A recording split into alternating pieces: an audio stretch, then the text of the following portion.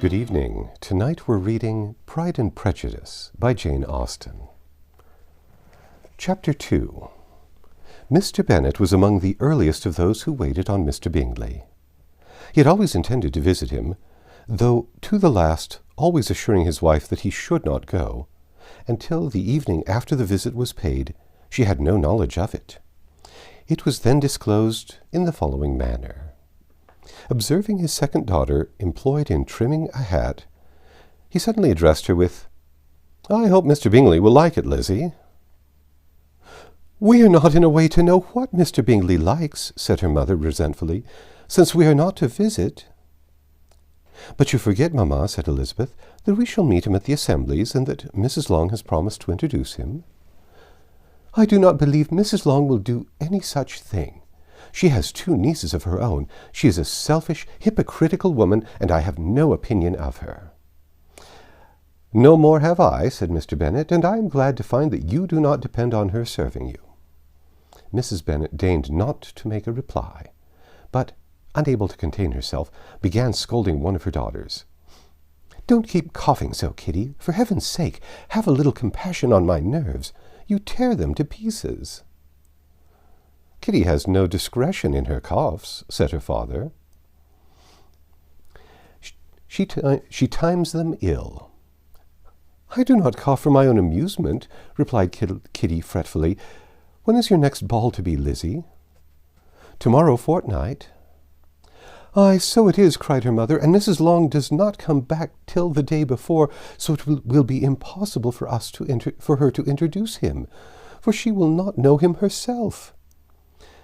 "Then, my dear, you may have the advantage of your friend and introduce Mr. Bingley to her." "Impossible, Mr. Bennet, impossible. When I am not acquainted with him myself, how can you be so teasing?" "I honour your circumspection. A fortnight's acquaintance is certainly very little. One cannot know what a man really is by the end of a fortnight. But if we do not venture, somebody else will, and after all, Mrs. Long and her nieces must stand their chance, and therefore, as she will think it an act of kindness, if you decline the office, I will take it on myself."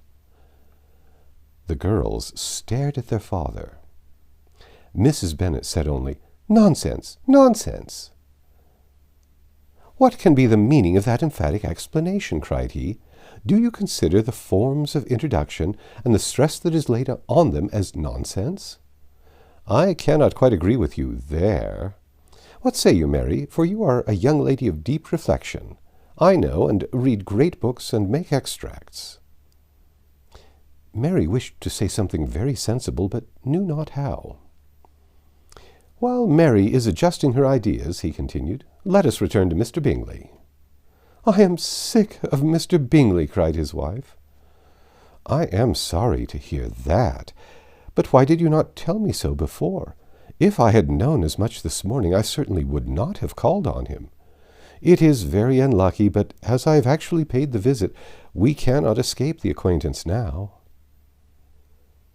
The astonishment of the ladies was just what he wished, that of Mrs. Bennet perhaps surpassing the rest, though when the first tumult of joy was over, she began to declare that it was what she had expected all the while.